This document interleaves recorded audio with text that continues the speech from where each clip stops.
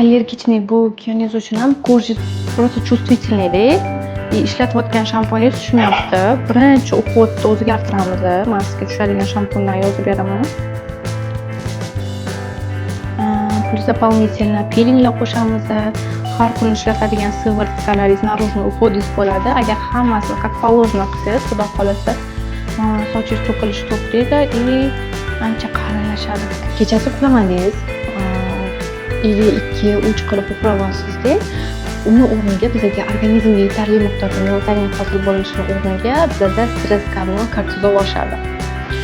Bu kortizol keyin boshqa gormonal o'zgarishlarga olib keladi, soch to'kilishiga olib keladi. Eng asosiy hozirgi faktorlardan soch to'kilishini keltirib chiqaruvchi faktorlardan bittasi.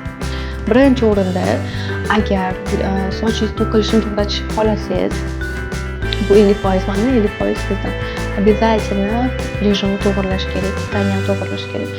Ikkinchisi, oshqozonni ham bitta tekshirishingiz kerak. Chunki oshqozonda problema bo'ladigan bo'lsa, yeyotgan ovqatlardagi vitamin mikroelementlar so'rinmaydi.